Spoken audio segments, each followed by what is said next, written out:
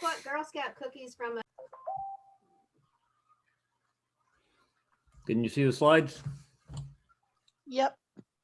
So just let me know when to change them, Carol. I can. Okay. Well, good evening, folks. Welcome to our March webinar. If you're a return attendee, we're glad to have you back. And if you're a new person, welcome. We think we've put together a pretty educational series of webinars for this year.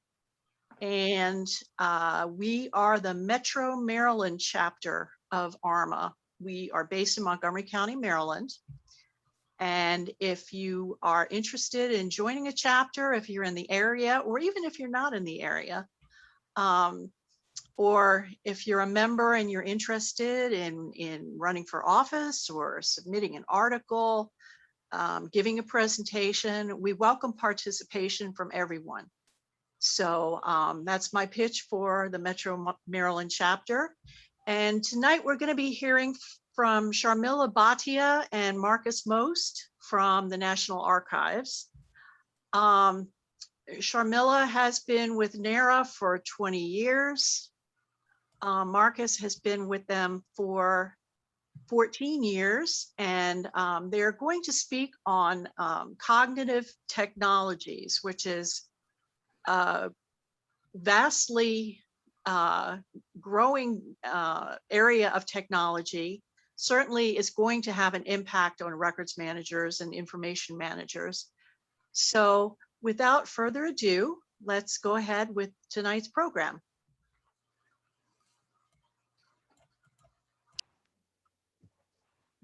All right, well, thank you, Carol, for that introduction. And we do appreciate you inviting us to speak. As I was telling Henry earlier, you know, this is our first opportunity to speak about our paper. Normally, we do a number of these when we release a white paper, but, you know, with the strange situation we're in, this is the first invite we've had.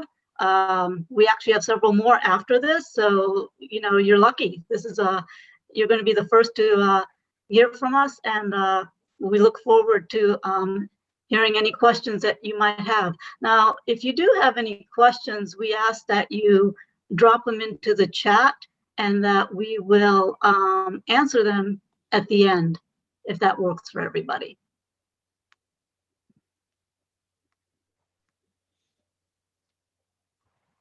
Okay.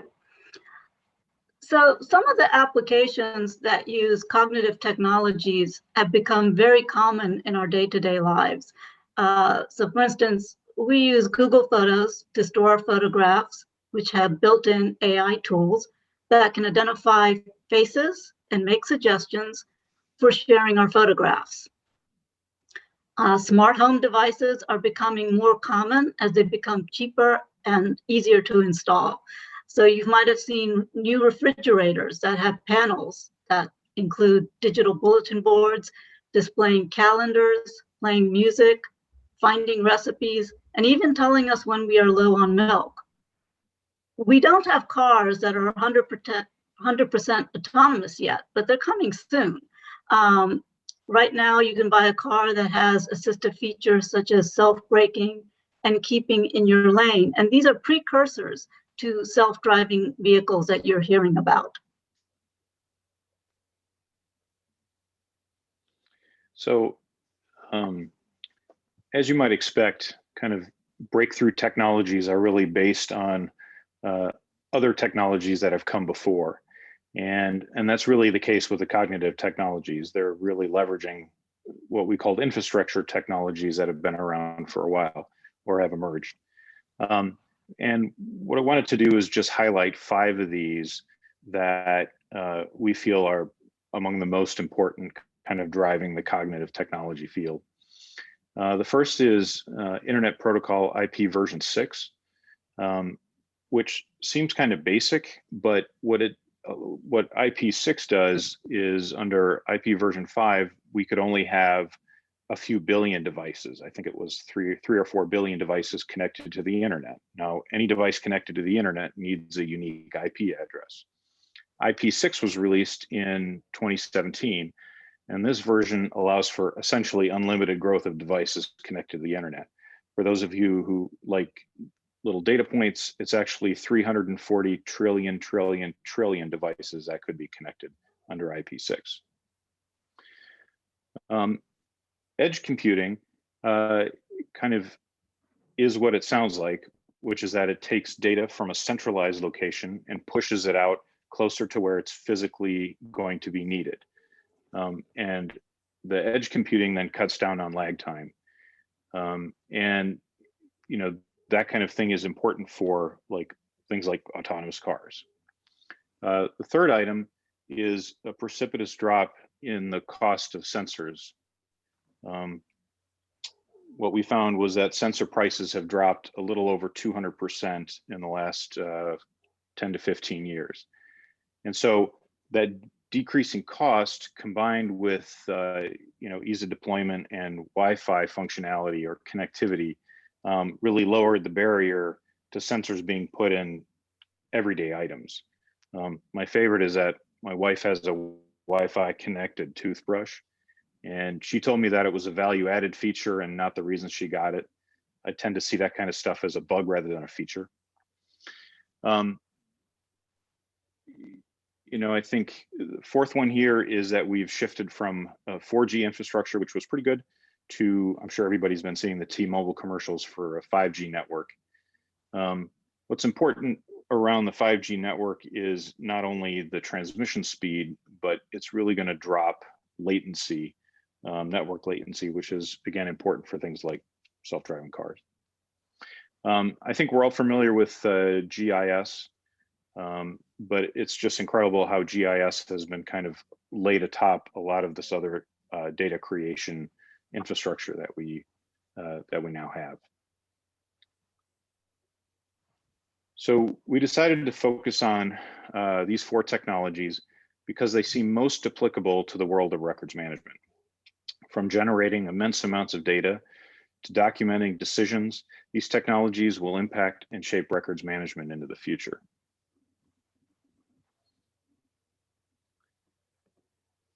As we mentioned, as Sharmila mentioned earlier, devices connected to the internet are impacting our lives. And again, as we touched on, many of us have smart devices in our own homes. The Internet of Things is a term that refers to physical devices that are connected to the internet and are collecting and sharing data. This could be anything from your refrigerator to your car to your phone. IoT has many industrial applications, with the automotive and aviation industry using a lot of sensors. For example, Rolls-Royce has installed sensors in each of its airplane engines to notify crews when the part fails or needs to be replaced. We've got a some Statistica data here on the slide, which says that in 2018, there were 7 billion IoT devices, all the way up to what they project in 2025 is going to be 75 billion IoT devices, which is just an astronomical growth. So municipalities, cities have been deploying services known as smart cities to track and manage resources. Cities are installing street lights with cameras, data sensors, and Wi-Fi radios.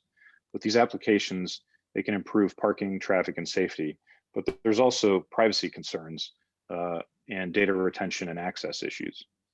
Obviously, records managers will have to grapple with an ever-expanding source of data and an exponential growth in the volume of data. So this is the basic and perhaps the most boring of the four technologies we're going to talk about today. Robotic Process Automation, or RPA, is software code that instructs a device or an electronic system to perform a function. So this system is called a bot. I think we've probably heard about bots when we interact with vendors online. In this case, the RPA is a low or no code commercial off-the-shelf technology that can automate those repetitive rule-based tasks. All RPA technologies emulate human actions and enable process owners or staff with the appropriate training to rapidly design, test, and deploy automations. So RPAs dramatically reduce an organization's low-value workload, things like administrative tasks that we do every day. Popular uses include data entry, data reconciliation, spreadsheet manipulation, system integration, automated data reporting, analytics, scheduled communications, and pre-populated responses to customer inquiries. So those very routine everyday tasks is what RPA excels at this point. So a computer engineer will write a program script for the bot to follow and execute the task repeatedly and quickly. The process tends to use graphical user interface instead of command line or programming language to automate the action. So this means that the RPA interfaces with a software program just as a human does, just as you would do yourself. The RPA mimics the use of a keyboard and clicking to complete the task. So organizations can leave their large business process systems in place and then layer the RPA over the top to interface with that existing system. And as I've said earlier, it's the straightforward administrative tasks that, like answering simple queries, opening applications, and keying data.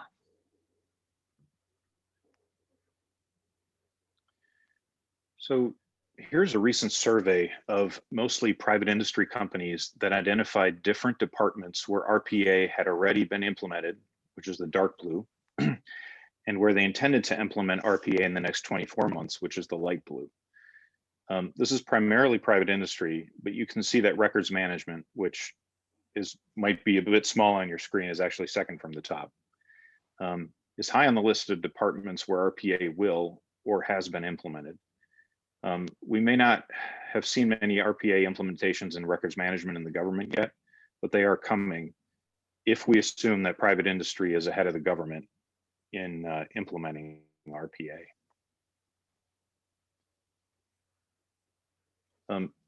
GSA tracks RPA implementations across the government.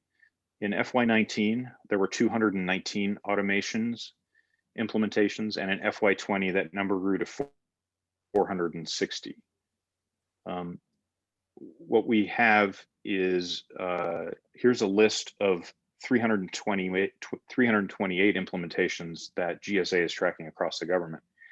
And it might be hard to see here, but 95% of these RPA implementations are administrative.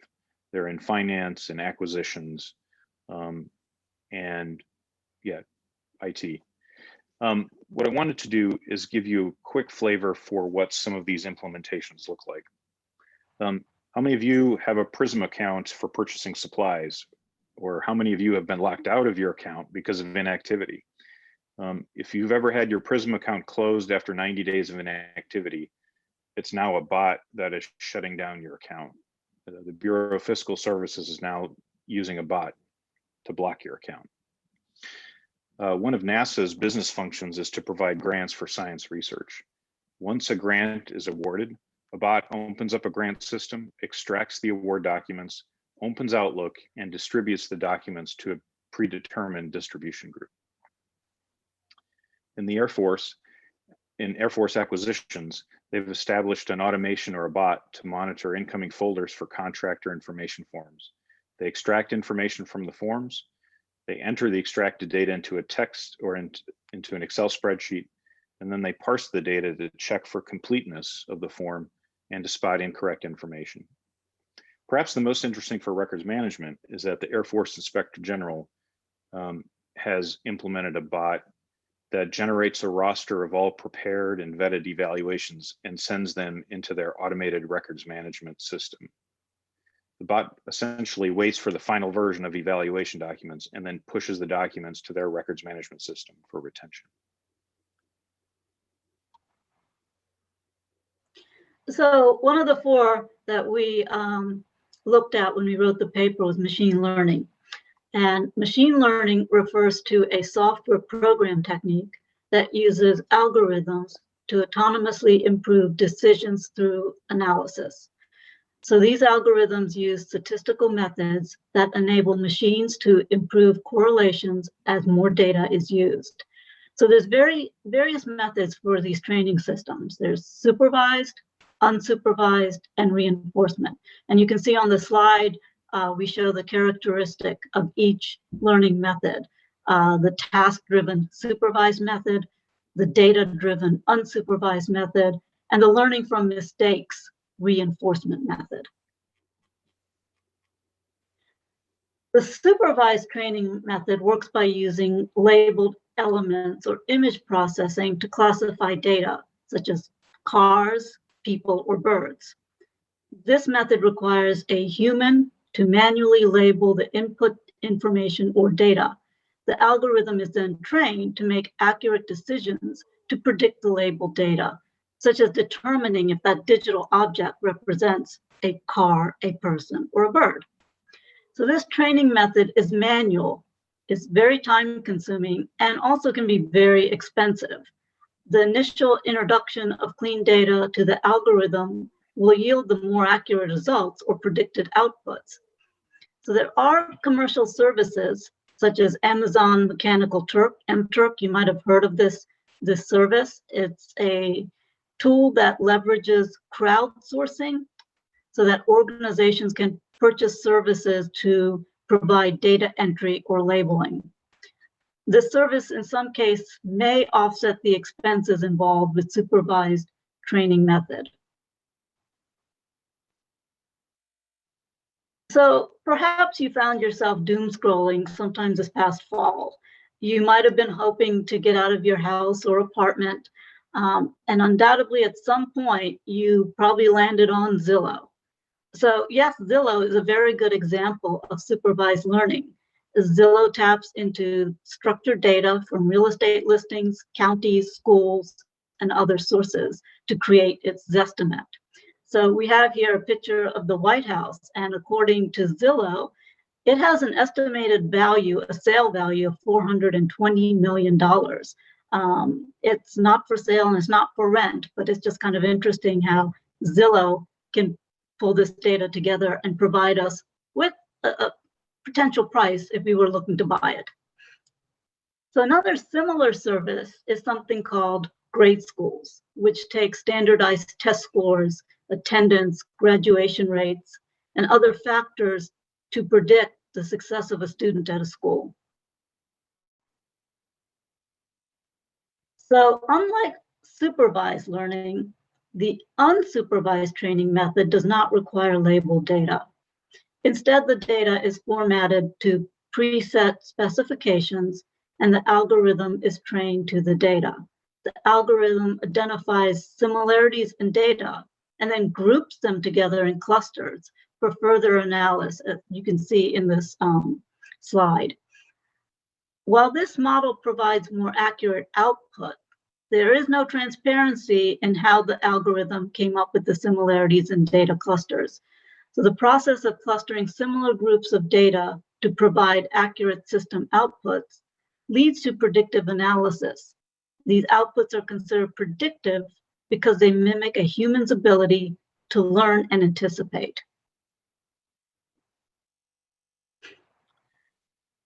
We thought it might be helpful to use the example of spam to talk about the differences between supervised and unsupervised.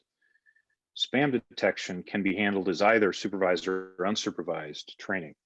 For answering the simple question of, is this email spam? Then using unsupervised training can be a powerful solution. Generally, email filtering software analyzes incoming emails for signals of spam or phishing content and moves emails to spam or junk folders. Some filters look for words such as selling you something or newsletters you haven't signed up for. If you start asking the more complex questions like, is this user a bot generating spam? Then shifting to supervised learning may be required. In my personal experience, I've noticed that the untrained filters work pretty well. Sometimes though, I have to go into my spam folder to see if anything was misclassified.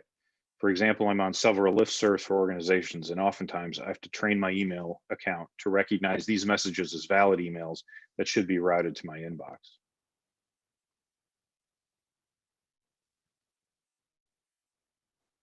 what I'm hoping here to show is that we've got an overall declining volume of spam, which hopefully means that spammers are getting a smaller return on investment for spamming us because our filters are becoming more sophisticated. So hopefully that trend just continues.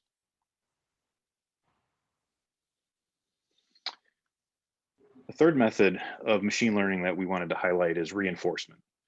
The reinforcement algorithm is goal-oriented and it learns how to achieve its goal over the course of many steps. It's also incentivized when it predicts information or data accurately. Reinforcement learning algorithms learn policies that associate good actions to execute in different game states based on rewards obtained during the game simulation. The reinforcement method is similar to training your pet dog who learns by interacting with the environment.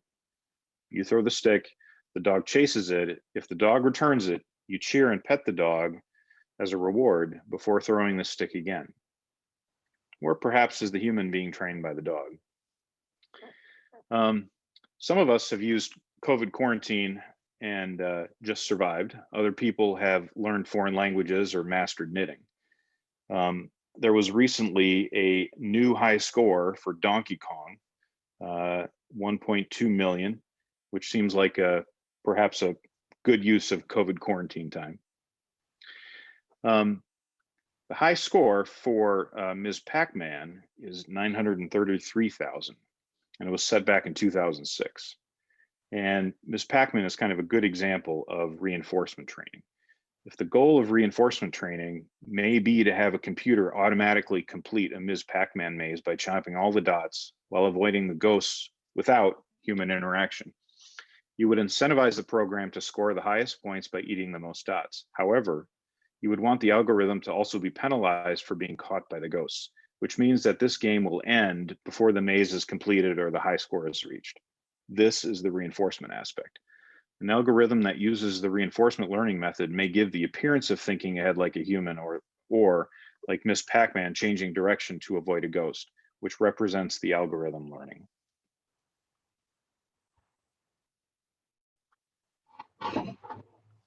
Our next area that we wanted to look at was artificial intelligence. And honestly, who can resist putting Tiger King in your presentation about records management? Most of us are familiar with Netflix predicting what we want to watch next.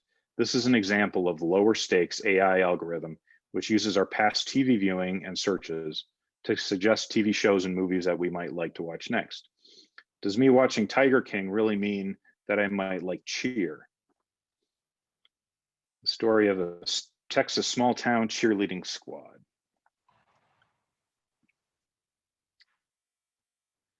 Higher stakes AI systems make decisions and predictions about people. Some of these systems have been very controversial. For example, facial recognition software. Facebook and Google Photos auto-generate metadata based on facial recognition. If you upload a photo into Facebook or Google, it automatically runs facial recognition software and tags individuals in the photo. It has become more sophisticated as it can link the same person over time and age. It connects the photo of Joseph Gordon-Levitt as a child to him as an adult. And I personally have all of my photos in Google Photo, and it's linked all of the photos of my daughters as newborns all the way up to them as high school freshmen. Amazon Recognition is a similar service launched back in 2016, which is used by federal, state, and local governments for facial recognition analysis and to track individuals. Software has been controversial, and studies have shown high error rate in identifying non-white faces.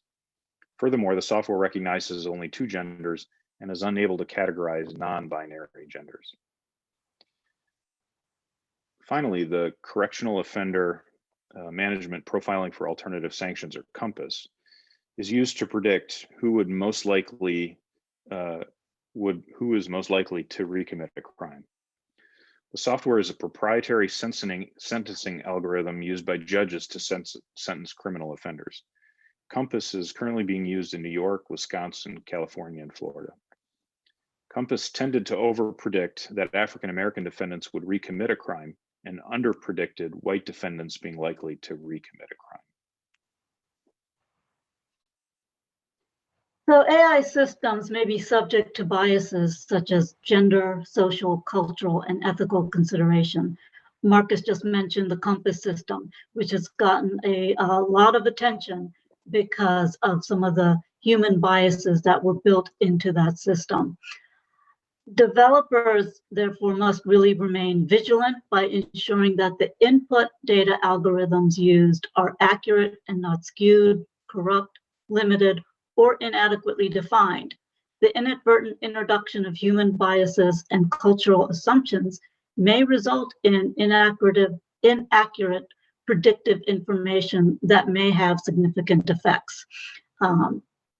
In addition to the COMPASS example, we've seen examples with hiring, for instance, decisions made on teacher retentions that happened in the DC school system, and as well as with healthcare. There was a big case about that a couple years ago that underpredicted the healthcare needs of African Americans. Again, it was based on skewed data.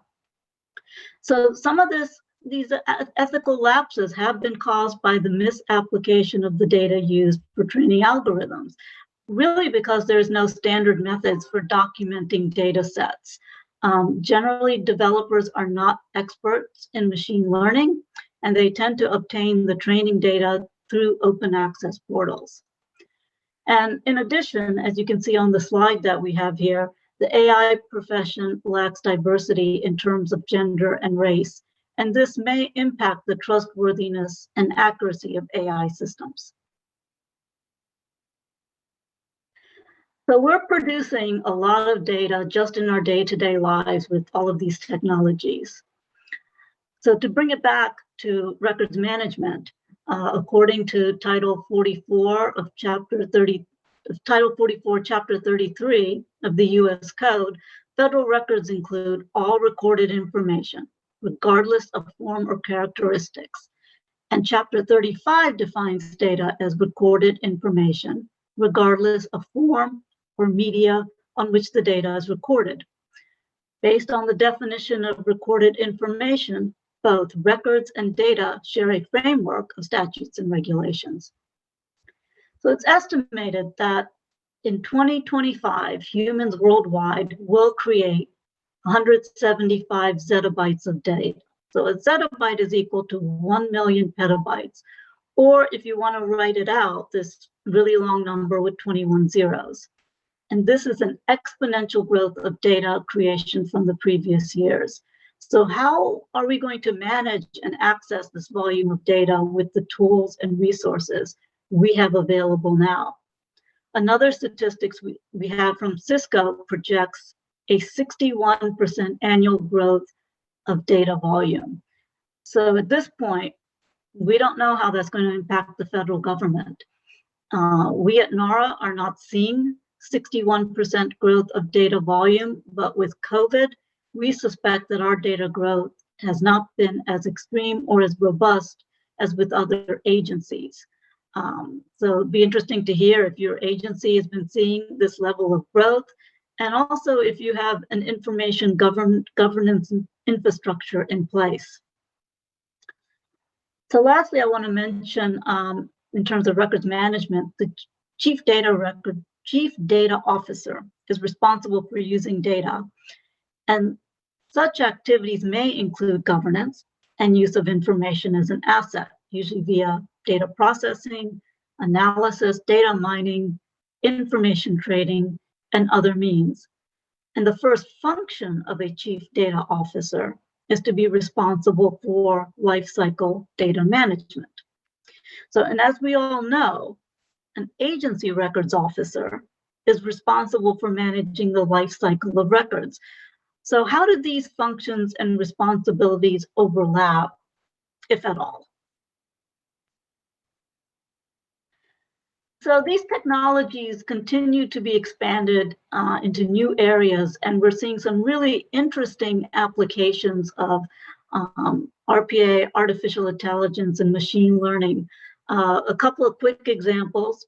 Recently at the University of North Carolina, at Chapel Hill University Libraries, they used RPA to identify Jim Crow laws from 1866 to 1967. In another example, artificial intelligence was used to analyze the Dead Sea Scrolls. As most of us know, the Dead Sea Scrolls are over 2,500 years old. They're handwritten text, and they used AI to identify the handwriting and then determined that multiple scribes, instead of one, copied those texts onto the scrolls. So I have put here a link to our white paper. If you have not yet had a chance to take a look at it, we urge you to do so. It was released in October by NARA. It's available on archives.gov. If you have any comments after you've read that paper, we would love to hear from you, and our contact information is included on this slide. And I think now we have plenty of time for questions if anyone wants to put a question in the chat, or maybe even want to speak a question since we don't have that many people online.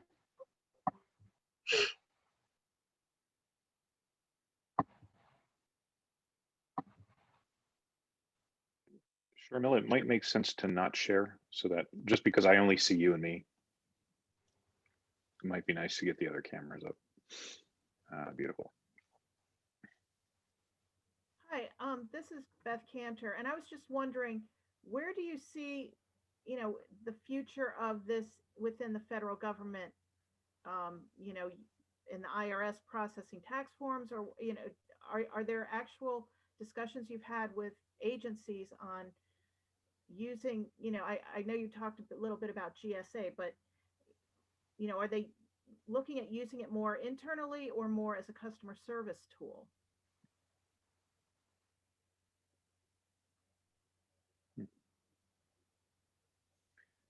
Yeah, that's a good question.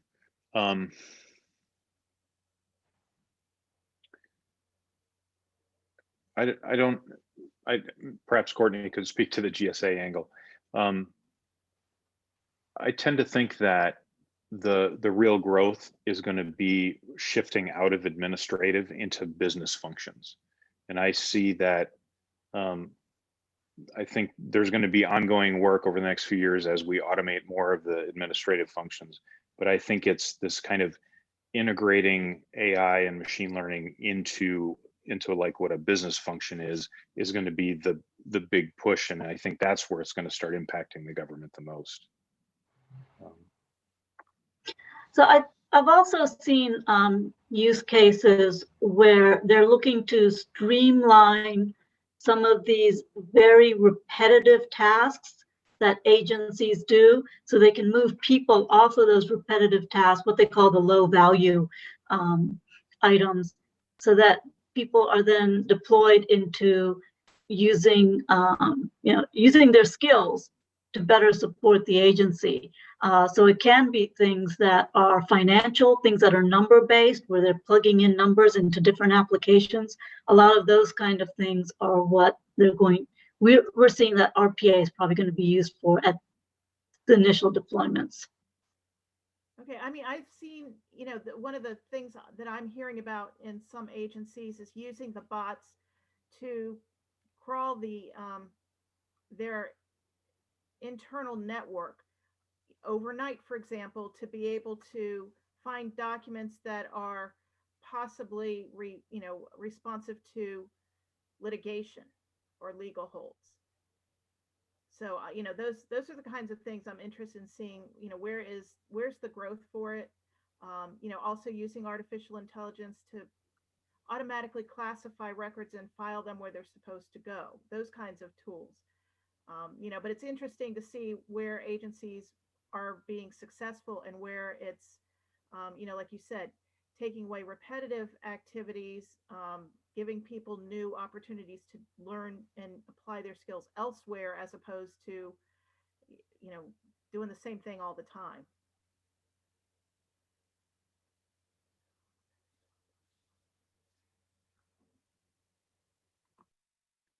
Yeah, what's interesting too is that I've been reading about NASA's trying to develop like a framework or an ethical framework to determine times when they will leave bots unattended to essentially just run without a human owning it or looking at the results. And so I think that for me was a real shock to think about, oh, that means that you could have functions running without a human making any decision at all, and that it's not, it's not something it's here now. And that, I think that to me was really eye-opening.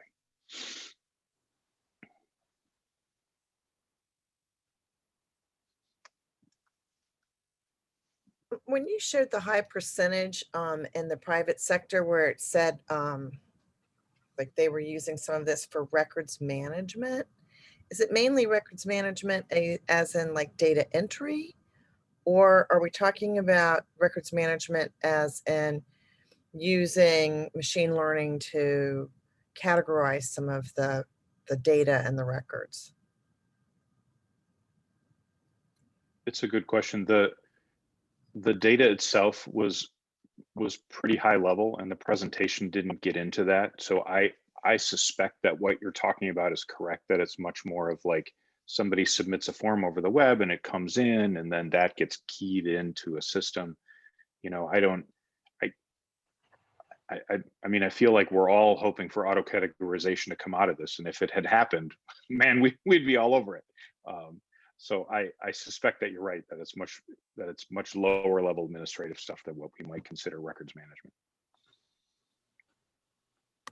Yeah, it's been interesting because, I think 10 plus years ago, we saw Navy or Army, some DoD, that they were using some of this, for classification. And you would think that it would have really caught on, but I guess it's the cost of it. I'm not really sure if it's really the lack of the technology to do it. I'm just wondering if it's a cost factor. I think it's the cost factor and that initial human labor you need to train the set. I mentioned the University of North Carolina research into reviewing the session laws for Jim Crow. And so this was trying to identify laws that were not specifically named as Jim Crow. They may have other sort of segregating locations, and so by race, color, or what have you. So it was training it to that language. And part of it was just scanning the law books, the session laws, OCRing it and de-skewing the images, and then making sure that the OCR is reading the words correctly, because the machine may read it one way and it's not correct because they're picking up different characters that the human can ignore in the printing. So it was just really interesting to see that process they went through. Ultimately, they found over 900 laws in that case. And that project is still ongoing. They've only done phase one. And I should probably say it was a Mellon grant that funded it. And now they're entering phase two of that. And I think what will be interesting to see is something like that. Can we extract that for larger processes in other businesses and federal government, state government? Sharmila, this is Henry. I'm curious, in that scenario, were they really categorizing, or because what I'm starting to see is in a lot of this stuff in like Microsoft Teams, and I'm noticing Microsoft is really, really good. Even today, I went to look up somebody, I typed the letter P, and they had this long name. I mean, it was everything I want. It's really subtle, but Microsoft now in the government community cloud has access to all that data, and I know they're doing a lot of things. And I think categorizing and tagging and a lot of that stuff, everybody has, it's just, things are moving so fast. It's really difficult. And what I'm seeing for me personally is things are happening when I, at least from a user perspective, when I need to find information. And the real challenge is finding the authoritative source, because I think people put copies everywhere, and it's send emails, and they have, 500 copies of something, send an email that's, you know, and trying to discipline yourself to work more in a collaborative, you know, and some of these tools I think are going to be where we need to change, where it's not like it used to be, where we're putting things in hierarchical files. And that's just personally what I'm seeing. You know? I don't know if you have any thoughts on that. Well, I think some of the things you mentioned are the human failures, how we tend to make copies of things and not organize things as they should be. Will these tools help? We can only hope so. They are getting smarter. You know, one of the things we didn't talk about, but all of these corporations are pretty much using us as guinea pigs. So if you now, at NARA, we use Gmail. We're on the Google infrastructure. And if you start typing an email, it starts guessing what you want to say. You know, you've probably all noticed that. And that is, you know, that it's being trained. The more and more you use that feature, it learns better how you want to communicate. So that's part of machine learning right there. It's just taking in all your emails and predicting what you want to say and also correcting your spelling. All of that's part of it, because now it automatically corrects your spelling. Yeah, I guess that's kind of what I'm talking about. And I noticed today, I took some screenshots. It was amazing, but I was in Teams and went to do a chat, and I just typed the letter P, and it was exactly who I wanted to go to. And it was not even, it was like the third, you know, it was our last name. It just, and there were so many P's everywhere, but it was the first one. And it's really subtle, but it seems to be, and it makes life so much easier for me now. So I'm just, you know, not even thinking, and this is who I want to send it to. And it's like, it read my mind. And so it's learning. You're accepting that. Absolutely. You type that It's P based in. on my, Right, and you're accepting it, so it learns that, oh, it was correct. So essentially that is a reward. It's not really being punished in this case, but it's like, oh, I got it right. I figured out what the human actually wanted in this situation. And the one I looked at, it was like something I'm doing instantly, and I could see these other people that were listed were like in the last 2 months down to the bottom. So it was based on time, temporal, you know, what I'm working on currently. And I think it's only going to get better for, you know, to do that kind of stuff, find the information you need when you need it. But I do think from a team perspective, everybody works differently. And, you know, to some things I think we have to change. I see that more and more the way we work and collaborate, but that's just my observation. Oh, and that's kind of what I was jokingly trying to say about, you know, does the dog trade the human? Because I feel like in some ways we're learning how to interact with the system to get more out of it. So my comment was going to be that, you know, the government is so risk averse and so reluctant to, you know, move quickly on new technologies. So is this ever, you know, I see that as a barrier. But what Henry just said was that because they're embracing, you know, clouds, Microsoft Teams, all this kind of these newer, you know, platforms to do their business, they're almost going to be forced into using some of this technology. I mean, I just can see, you know, the traditional government procurement process would, you know, leave so much, they're so far behind a lot of times in technology other than intelligence communities and things like that. So how can the government stay on top of this and, you know, embrace it in a real-time kind of process?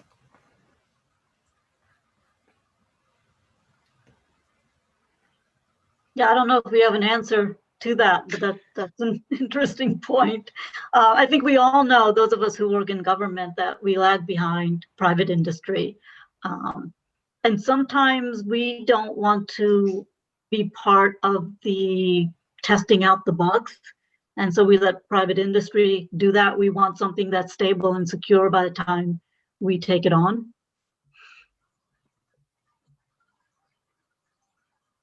One thing I'm seeing too, I mean, I work at Social Security Administration, but I think it's in a lot of agencies. The Air Force, before I retired, the same sort of thing, but we had competing cultures or tribes that and even when in our agency, we have people that are moving forward, trying to do, trying to test things and learn new things. And then there's the status quo. It's more the hierarchical command and control, and it's got, a lot of checkpoints and gateways and, more the bureaucratic, and there's a lot of friction there and trying to work differently. And, I don't think we could brand the whole government as being one way. There's just cultures everywhere. That's what I'm seeing. It's kind of fascinating to see people that are learning it and where it catches on, but there's just so many different tools and so many different environments and so many cultures, and trying to get your arms and head around that is really, really challenging.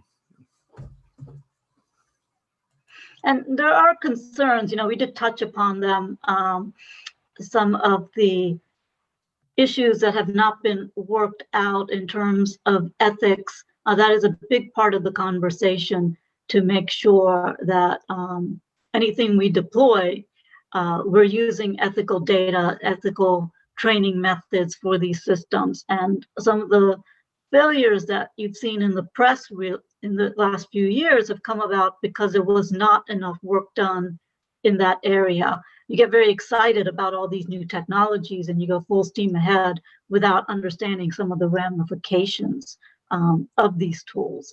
And some of these businesses that are promoting these tools, they're black boxes.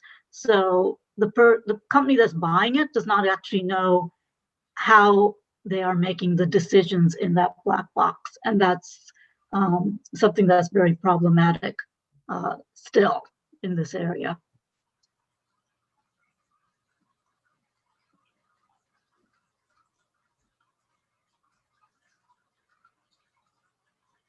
I have an example that relates to records management that I thought was really interesting. So one of the groups that I work with is the Office of Regulation Management, they're a relatively new office, but they are trying to revamp the regulations process and regulations.gov. And one of the things they're modernizing the process, and I'm helping them develop their standards. But one of the things they're looking at doing is using machine learning to analyze comments and help categorize comments on regulations and also regulations themselves, so that it's easier for agencies to see where there's duplication among regulations and see where there's a similar regulation that may conflict with one that they're writing. So I thought that was really interesting and was very applicable to records management too, because it would be a really good tool to use to be able to categorize records. And so I thought they're just in the beginning phases of this, they're developing their standards and requirements now, but I think it could be a really cool project they come up with. So I can keep you posted on how it goes. We'd appreciate that, Courtney.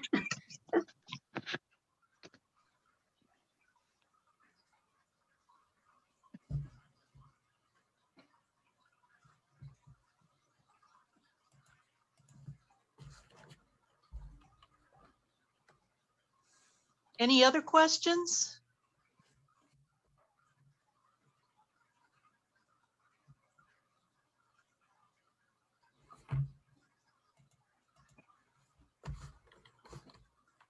Well, it sounds like we don't have any further questions. So I'd like to thank Sharmila and Marcus for a very informative presentation. And